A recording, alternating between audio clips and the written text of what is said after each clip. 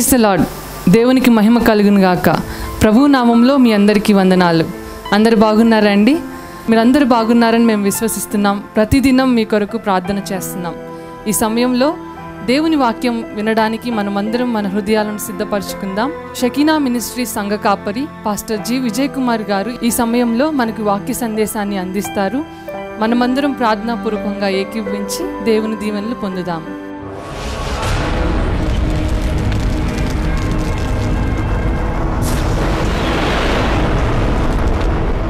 ఆదికాండము 28వ అధ్యాయము 14వ వచనం చూడండి. 14వ వచనం నుండి సంతానము భూమి మీద లెక్కకు ఇసుక రేణువుల వలె అగును. దేవుడు యాకోబుని ఏమంటున్నాడంటే నీ సంతానము భూమి మీద లెక్కకు ఇసుక రేణువుల వలె అగును. నీవు పడమటి తట్టును, తూర్పు తట్టును, ఉత్తరపు తట్టును, దక్షిణపు తట్టును వ్యాపించెదవు. భూమి యొక్క వంశములన్నీ నీ మూలముగా నీ సంతానము ఆశీర్వదింపబడును. ఇదిగో నేను నీకు తోడయుండి నీవు వెళ్ళు ప్రతి స్థలమందు నిన్ను కాపాడుచు ఈ దేశం నిన్ను మరలా రప్పించెదను. నేను నీతో చెప్పునది నెరవేర్చు వరకు నిన్ను విడువనని చెప్పగా, నేను నీతో చెప్పునది నెరవేర్చు వరకు నిన్ను విడువనని యాకోబుతో చెప్పెను. దేవునికి మహిమ కలుగును గాక. హల్లెలూయా. 20వ వచనం చూడండి. అప్పుడు యాకోబు నేను తిరిగి నా తండ్రి ఇంటికి క్షేమముగా వచ్చినట్లు దేవుడు నాకు తోడయ్యుండి నేను వెళ్ళుచున్న ఈ మార్గములు నన్ను కాపాడి తినుటకు ఆహారమును ధరించుకున్నటకు వస్త్రములను నాకు దయచేసిన ఎడల యెహోవా నాకు దేవుడయ్యుండును. మరియు స్తంభముగా నేను నిలిపిన ఈ రాయి దేవుని మందిరమగును. మరియు నీవు నాకిచ్చు యావత్తులో 10వ వంతు నిశ్చయముగా నీకు చెల్లించదనని మ్రొక్కుకొనెను. దేవునికి మహిమ కలుగును గాక. హల్లెలూయా, హల్లెలూయా. దేవుడు యాకోబుతో మాట్లాడుతున్నాడు. నేను నీకు ఏం వాగ్దానం చేశాను? ఏమేం చెప్పాడంటే యాకోబుకి ఇదిగో అబ్రహాముతో చేసిన నిబంధన, ఇస్సాకుతో చేసిన నిబంధన నేను నెరవేరుస్తాను. నీ సంతానం ఎలాగుంటుంది? ఆకాశమందలి నక్షత్రముల వలె, సముద్ర తీరమందలి ఇసుక రేణుల వలె నిన్ను నేను వ్యాపింపజేస్తాను. ఎటువైపునంటండి? తూర్పు తట్టుకు పడమటానికి, ఉత్తరానికి దక్షిణానికి, అంటే నలుదిక్కుల భూదిగంతముల వరకు నిన్ను నేను వ్యాపింపజేస్తాను. యాకోబా, నీకు చెప్పినది నెరవేర్చే వరకు నేను నిన్ను. మనం చాలాసార్లు ప్రార్థన, ప్రభు నన్ను విడిచిపెట్టబోకయ్యా అని మనం అంటుంటాం. కానీ దేవుడే అంటున్నాడు యాకోబుతో. యాకోబుకి ఇచ్చిన స్పెషల్ ఆఫర్ ఏంటంటే, నేను చెప్పింది నెరవేర్చే వరకు నేను నిన్ను విడువను. దేవునికి మహిమ కలుగును గాక. చూడండి, తండ్రి బిడ్డ చేయబట్టుకుంటే బిడ్డని విడిచిపెట్టాడు. కానీ బిడ్డ కనుక తండ్రి చేయబట్టుకున్నాడు అనుకోండి, బిడ్డ ఏం చేస్తాడు? ఆ పక్కన ఏదో రంగురంగుల బెలూన్స్ కనపడంగానే, రంగుల లోకం కనపడంగానే బిడ్డ ఏం చేస్తాడు? తండ్రి చేతిని విడిచిపెడతాడు. కానీ తండ్రి పట్టుకున్నాడు అనుకోండి, ఒకవేళ బిడ్డ అటు గుంజుకున్నా కానీ ఏం చేస్తాడు తండ్రి? అటు కాదు మనం వెళ్ళాల్సింది, రంగులు అంతా ఉట్టి రంగులు మాయా, అటు కాదు మనం వెళ్ళాల్సింది, ఇదిగో ఈ దారిలో మనం వెళ్ళాలి.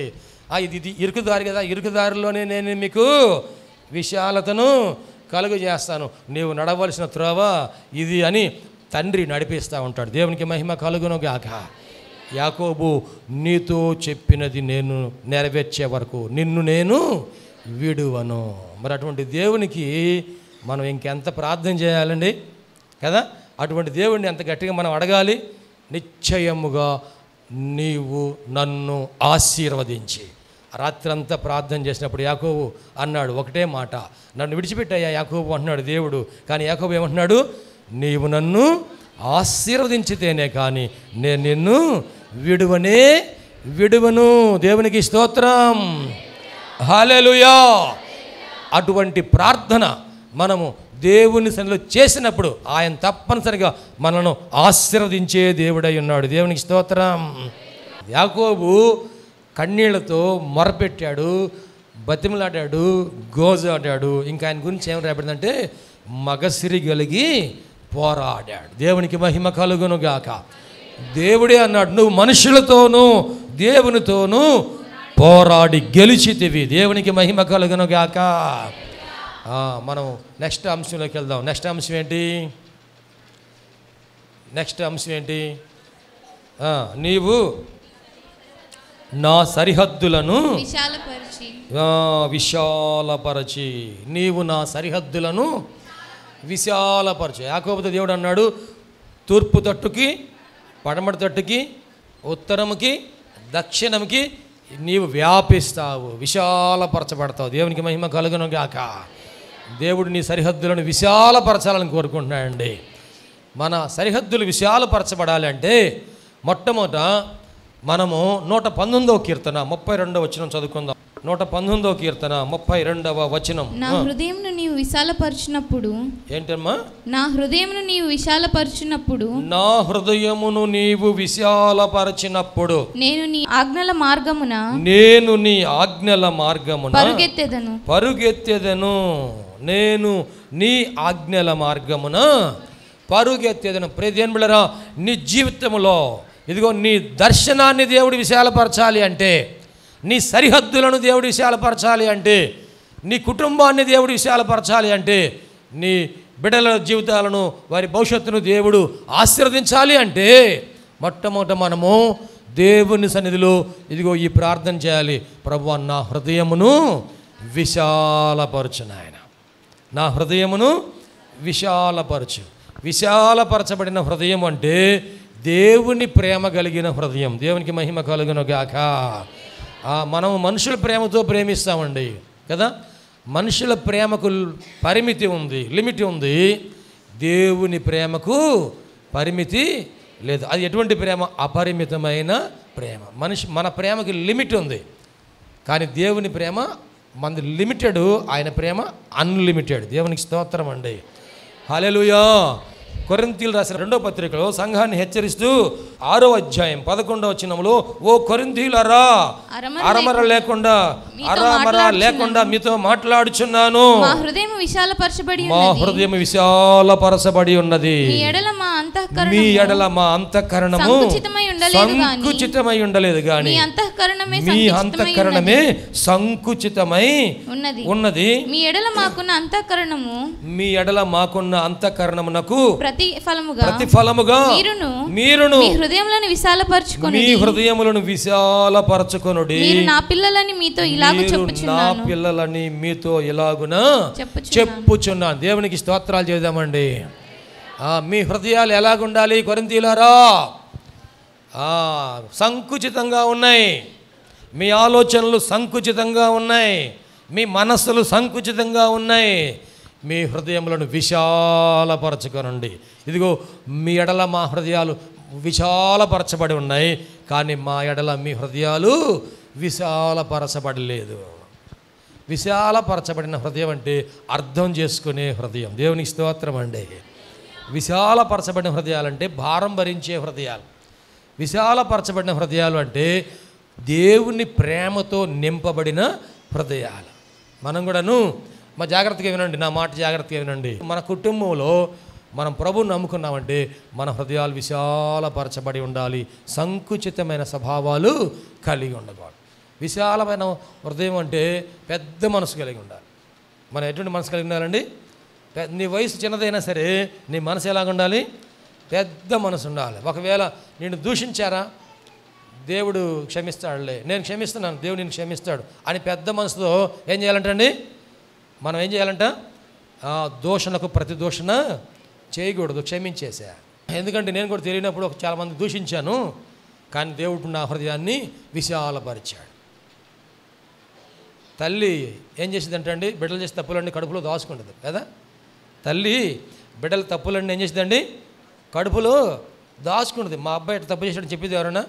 ఏ తల్లైనా ఎవరైనా వచ్చి అమ్మ మీ అబ్బాయి ఎట్లా చేస్తానంటే మా అబ్బాయి ఎట్లా చేయడే, వెంటనే అని దేవునిది మా అబ్బాయి అట్లాగా చేయడు, ఇలా చేశాడమ్మా అసలు అటువంటి పొరపాటు ఎప్పుడు చేయడు. మా అబ్బాయి ఎటువంటి అంటున్నారు? అసలు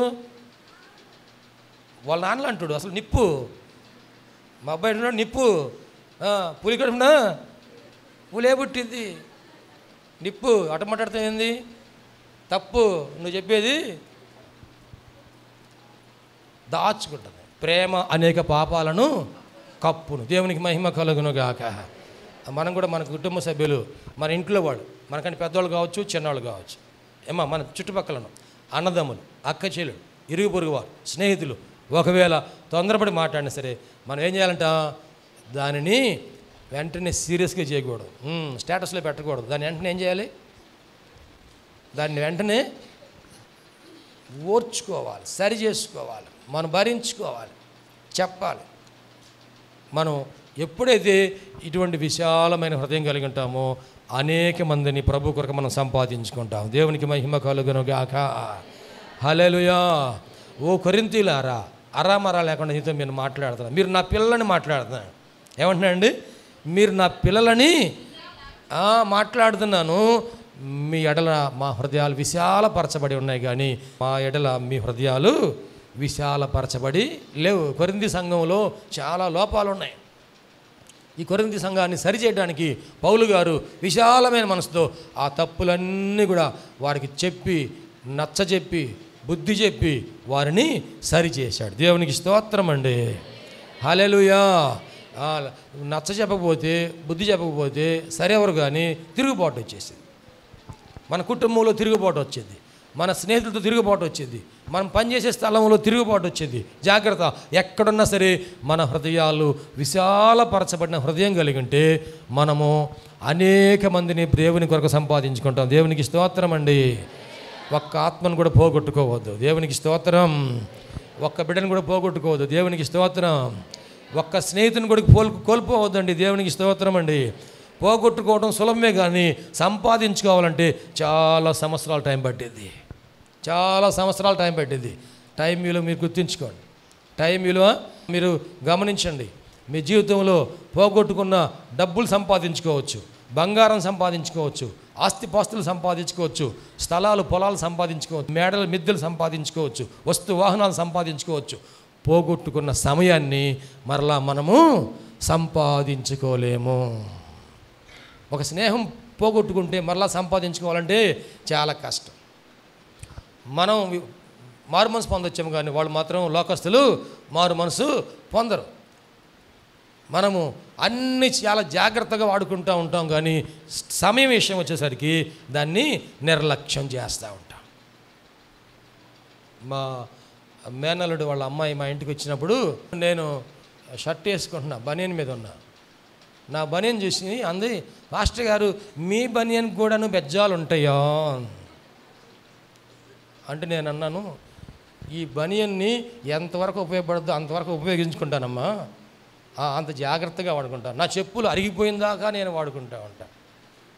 నేను సబ్బు అది చిన్న వీళ్ళ చేతికి పనికి అందరిని అంతవరకు దాన్ని సాదుతానే ఉంటాను. రూపాయి జాగ్రత్త. ఎందుకంటే నేను అక్కడి నుంచి వచ్చాను కాబట్టి నాకు రూపాయి విలువ నాకు తెలుసు కదా. చాలామంది చాలా విషయాలు చాలా జాగ్రత్తగా ఉంటారు కదా.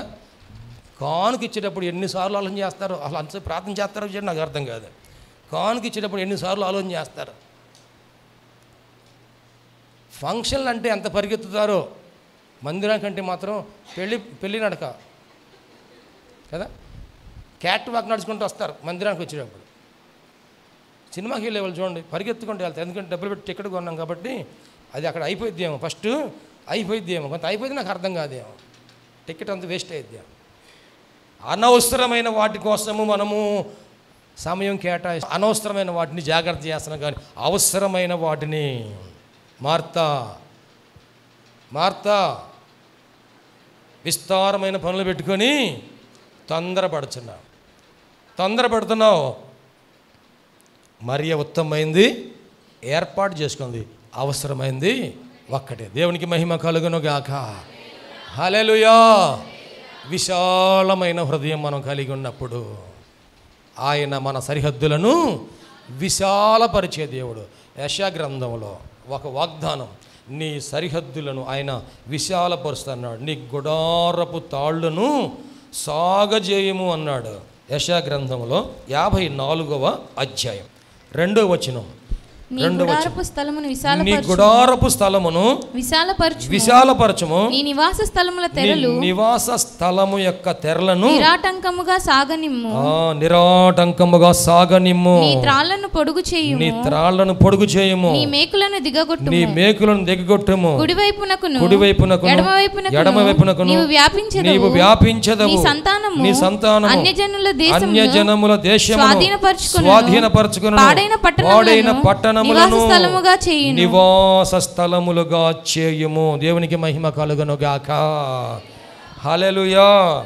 నీ గుడారపు స్థలమును విశాలపరచము. నీ నివసించే స్థలము, నీవు పనిచేసే స్థలము, నీవు పండించే పొలము, నీవు ఉన్నటువంటి ఆఫీసు, నువ్వు ఉన్నటువంటి పని ఎక్కడ ఉందో, నువ్వేం చేస్తున్నావో నీ పని, దేవుడు ఏం చేస్తాడంట, దానిని విశాలపరుస్తాడు. దేవునికి మహిమ కలుగును గాక.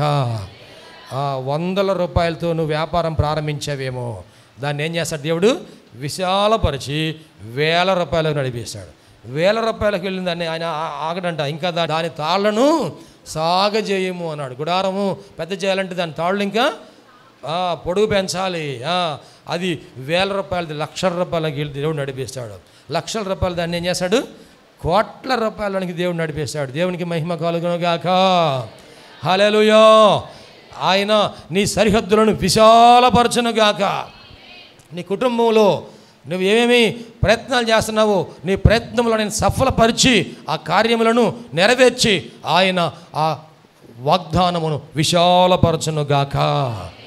మన జీవితాలను దేవుడు అలాగ విశాలపరచాలని కోరుకుంటున్నాడు.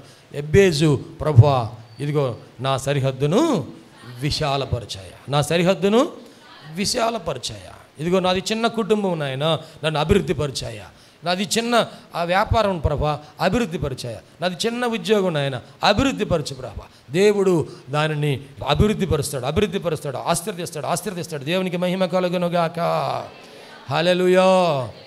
నేను ఉద్యోగం జాయిన్ అయినప్పుడు నా జీతం 4 అంకెలు, 1,500 రూపాయలు. 4 అంకెలు, 4 అంకెలే ఉంది. 1,500, నెలకి 1,500, రోజుకి కాదు, నెలకి 1,500 రూపాయలు. దేవుని సన్నిధిలో ప్రార్థన చేశాం. దేవుడు క్రమక్రమంగా సరిహద్దులను విశాలపరిచాడు. 4 అంకెలు ఉన్న దాన్ని 5 అంకెలు చేశాడు. 99,000 5 అంకెలే. ప్రభు నాకు 6 అంకెలు కావాలి. దేవునికి మహిమ కలుగును గాక. హల్లెలూయా. నాకు సరిహద్దు విశాలపరిచాయా, నా శాలరీని ఇంకా నా కష్టార్జితాన్ని విశాలపరచు, నా ఆదాయాన్ని విశాలపరచు.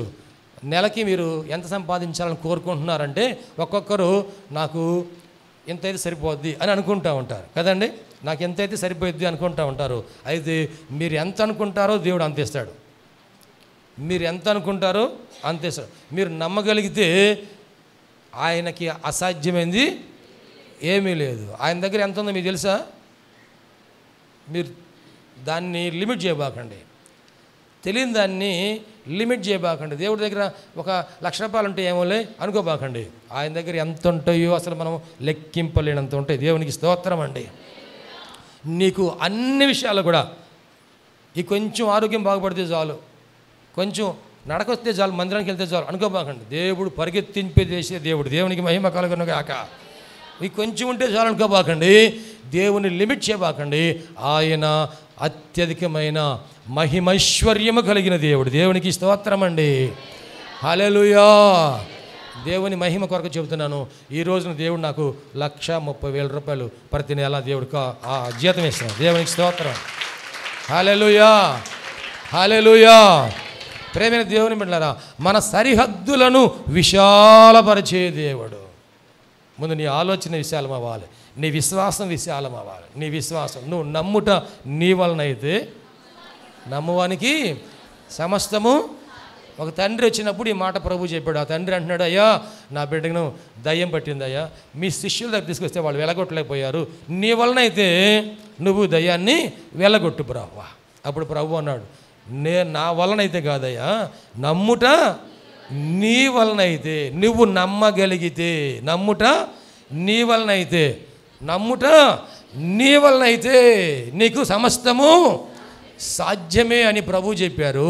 ఆ తండ్రి అన్నాడు, అయ్యా నేను నమ్ముతున్నాను కానీ అప్పుడప్పుడు నాకు అపనమ్మకం వస్తుంది. నమ్ముతున్నాను కానీ అప్పుడప్పుడు నాకు అపనమ్మకం వస్తుంది. ఈ మాట అనేవారు ఎవరన్నా ఉన్నారా? అప్పుడప్పుడు నాకు అపనమ్మకం వస్తుంది అన్నవారు చేతులు ఎత్తండి. దేవుడు మీ అపనమ్మకాన్ని తొలగించును గాక. మా యథార్థంగా దేవుని దగ్గర ఒప్పుకుందాంలే. అప్పుడప్పుడు నాకు రోజు రావట్లేదు కానీ అప్పుడప్పుడు వస్తుంది అన్న వాళ్ళు చేతులు ఎత్తారా? అప్పుడప్పుడు నాకు అపనమ్మకం వస్తుంది అంటే చేతులు ఎత్తిన వాళ్ళందరికీ నమ్మకం బాగా గట్టిగా ఉన్నట్టుగా గోడకు మేకు దిగ్గొట్టినట్టు ఉన్నట్టుందా విశ్వాసం?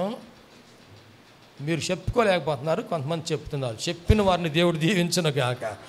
సరే, అప్పుడప్పుడు నాకు అపనమ్మకం ఉందన్నప్పుడు అందరూ చెప్తారా? ఎవరైనా సరే అప్పుడప్పుడు నాకు అపనమ్మకం వస్తుంది అన్న చేతులు ఎత్తండి. ఎంత నమ్మకం అపనమ్మకం వచ్చిన చేతులు ఎత్తండి. దేవుడు మన అవిశ్వాసాన్ని బాగు చేయను గాక.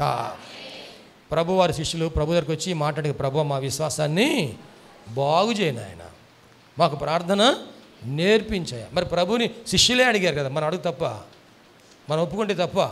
నామోషయ మన విశ్వాసమును దేవుడు విశాలపరచను గాక. మనం నమ్మాలి. అసాధ్యమైన వాటిని సుసాధ్యం చేసే దేవుడు కనుక మనం అసాధ్యమైన వాటన్నిటినీ నమ్మాలి. నమ్మితే అప్పుడు దేవుడు అద్భుత కార్యాలు జరిగిస్తాడు. కీడు రాకుండా ఆయన తొలగించే దేవుడు. తర్వాత అంశం ఏముందండి? తర్వాత అంశం, నీ చెయ్యి నాకు తోడుగా ఉండ దయచేసి నాకు కీడు రాకుండా దానిలో నుండి నన్ను తప్పించము అని ప్రార్థింపగా దేవుడు అతనికి దయచేసెను. దేవునికి స్తోత్రం అండి. హల్లెలూయా. ఈ అంశాలను కూడా మనం దీంట్లో ధ్యానించాం కాబట్టి ప్రత్యేకంగా నేను ఇంకా చెప్పట్లేదు. అతడు మనవి చేసిన దానిని దేవుడు అతనికి దయచేసెను. ఇచ్చాడా? ఇవ్వలేదు? దేవుడు ఇచ్చాడు. దేవుడు తన సహోదరుల కంటే ఘనముగా ఆశీర్వదించాడు. ఈ ఎబ్బేజు ప్రార్థన మనము దేవుని సన్నిధిలో పోరాటానికి ఒక మాదిరికరమైన ప్రార్థనలో మనము దేవుని సన్నిధిలో అలాగున నేర్చుకుందాం. ఈ ఉపవాస ప్రార్థనలో ఒకవేళ 1 గంట నేను ప్రార్థన చేయలేదు, 2 గంటలు ప్రార్థన చేయలేదు నా జీవితంలో, 3 గంటలు నేను ప్రార్థన చేయలేదు, ఒక పూట ప్రార్థన చేయలేదు, ఒక నైట్ ప్రార్థన చేయలేదు, ఈ అనుభవాలు నేను నేర్చుకోవాలనుకున్న వాళ్ళు ఈ ఉపవాస ప్రార్థనలో ఎంత ఎక్కువ సమయం మీకు అవకాశం ఉంటే అంత ఎక్కువ సమయం ప్రార్థనలో మీరు ఏకీభవించండి.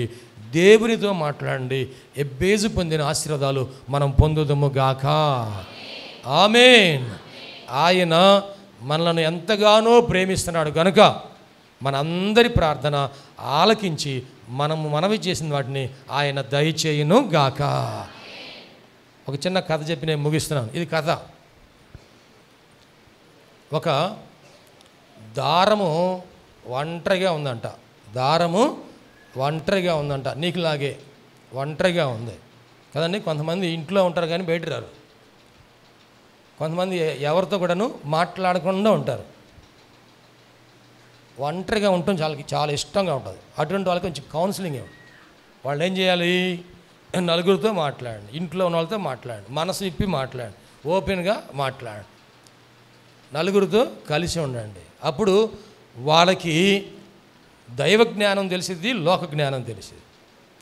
ఈ ఒంటరిగా ఉన్న దారంతోనంట స్నేహం చేయడానికి కొంత మైనం వచ్చిందంటాడు. క్యాండిల్కి ఉపయోగిస్తారే మైనం, ఆ మైనం వచ్చిందంట. వచ్చి ఆ దారంతో అందంట, ఓ దారమా నిన్ను నేను ప్రేమిస్తున్నాను అందంట. ఈ దారం అందంట, నేను ఒంటరిగా ఉన్నాను కదా, నాకు కూడా తోడు కావాలి కాబట్టి నిన్ను కూడా నేను ప్రేమిస్తున్నాను అందంట. అప్పుడు ఈ మైనం అంట ఆ దారాన్ని కౌగులించుకుందంట. అప్పుడు ఏమైంది? ఒక క్యాండిల్ ఏర్పడింది. ఇప్పుడు దారము మైనం రెండు ఎలాగున్నాయి? కలిసి ఉన్నాయా లేదా? ఐక్యతగా ఉన్నాయా లేవా? ఐక్యతగా ఉన్నాయా లేవా? అర్థమైందా? ఐక్యతగా ఉందా అన్న స్తోత్రం చెప్పండి. మాకు అర్థమైంది, చెప్పేది తొందరగా అర్థమైందా? ఎంత ఐక్యతగా ఉండాలి అనేది అది చూపించింది. ఎంత ఐక్యతగా ఉండాలి, ఎంత ప్రేమగా ఉండాలి అనేది అది చూపించింది. ఈలోగా దీపావళి పండుగ వచ్చింది. ఎవరో ఒక ఆమె ఏం చేసింది? క్యాండిల్ని వెలిగించింది కదా. ఆ క్యాండిల్ వెలిగించినప్పుడు ఎక్కడ వెలిగిస్తారు? అగ్గిపెట్టి ముట్టించి దేనికి పెడతారండి? దారానికి పెడతారు. దారానికి మంట పడుతుందా, కాలుతుందా? ఇప్పుడు మైనానికి కాలుతుందా? ఫస్ట్ దారానికి కాలింది. దారానికి కాలంగానే దారం ఏమంది? వామ్మో వాయు నాకు నిప్పు అంటుకుంది అనగానే మైనం అంది, నువ్వు కాలిపోకుండా నేను నా ప్రాణాన్ని అడ్డం వేస్తాను నీకు అన్నాడు. ఈ మైనం ఏం చేసింది? దారానికి తోడుగా చేయబట్టుకుంది. ఇప్పుడు ఆ నిప్పు కాలుకుంటా వస్తుంటే ఏది కాలుతుంది? దారం కాలుతుంది, మైనం కాదు. ఒకవేళ మైనం లేకపోతే దారం ఏమయ్యేది? వెంటనే ఒంటరిగా ఉన్నదే దారం ఏమైపోయేదండి? వెంటనే సురసుర అయిపోయేది కదా. కానీ ఇప్పుడు మైనం కూడా ఉంది కాబట్టి ఈ రెండు కలిసి ఆ భారాన్ని భరిస్తున్నాయి. అది నిదానంగా కాలుతూ ఉంది. కానీ నిదానం కాలుతుంది, కానీ అది కాలినంతసేపు అందరికీ వెలిగిస్తూ ఉంది. దేవునికి మహిమ కలుగును గాక. హల్లెలూయా. ఆ లోకంలో ఒంటరిగా ఉన్న మనతో ఎవరు స్నేహించారంటే యేసయ్య స్నేహించి, యేసయ్య మనలను హత్తుకున్నాడు. మనం కాలుతుంటే ఆయన మనకు తోడుగా ఉండి ఆయన మనతో కూడాను కాలిపోయాడు, కరిగిపోయాడు. సిలువలో ఆయన నీ కోసం నా కోసము కరిగిపోయాడు, నలిగిపోయాడు. ఆయన తన సమస్తము కూడా మనకు దయచేశాడు. దేవుడి మాటలు మన వినికిడిలో ఆశీర్వదించును గాక.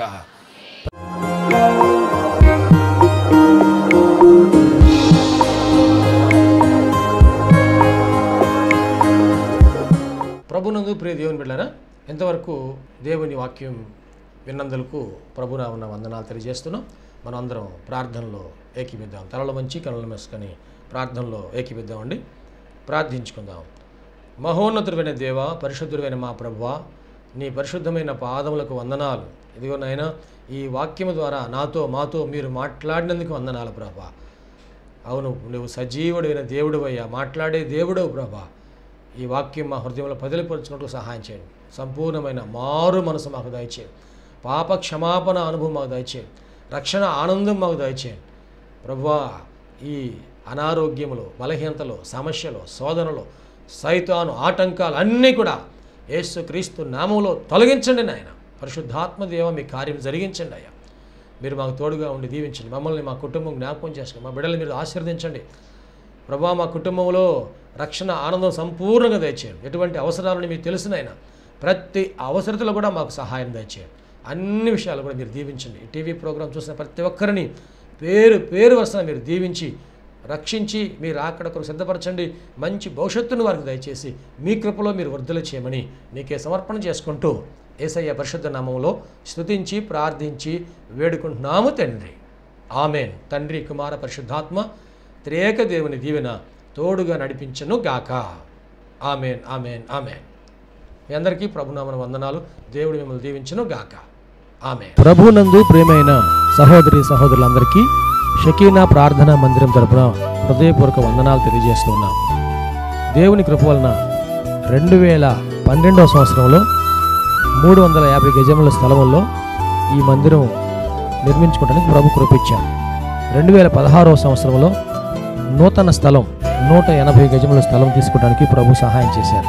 ఈ సమయంలో ఈ స్థలం అంతట్లో కూడాను మందిరం నిర్మించుకోవడానికి ప్రభు ఏర్పాటు చేసి ఉన్నారు కనుక ఈ మందిర నిర్మాణం, పాత మందిరం తీసివేసి నూతన మందిర నిర్మాణం కార్యక్రమం ప్రారంభించబడిందని దయచేసి ఈ మందిర నిర్మాణం కొరకు మీరందరూ ప్రార్థన చేయాలని, ప్రేరేపించబడిన వారందరూ కూడాను ఈ మందిర నిర్మాణంలో 106 అడుగుల పొడవు 45 అడుగుల వెడల్పు కలిగిన ఈ స్థలం అంతట్లో మందిర నిర్మాణం స్లాబ్ వేయటం జరుగుతుంది కనుక దయచేసి ప్రేరేపించబడిన వారందరూ కూడా మీ ఆర్థిక సహాయ సహకారాలు అందించి ప్రార్థించి మీరు దీవించబడాలని ప్రభునామన మనవి చేస్తున్నాం. ఈ స్క్రీన్ మీద చూపించబడుతున్న నంబర్కు మీరు ఫోన్పే కానీ, గూగుల్ పే కానీ, లేక మా అకౌంట్ నంబర్కి మీరు కానుక పంపించి సహాయం చేయాల్సిందిగా కోరుతున్నాం. లేక మీరు ప్రత్యక్షంగా వచ్చి ఈ మందిర నిర్మాణ కార్యక్రమాన్ని చూసి మీరు కానుక అందించి దీవించబడాలని ప్రభునామన మనం చేస్తాం.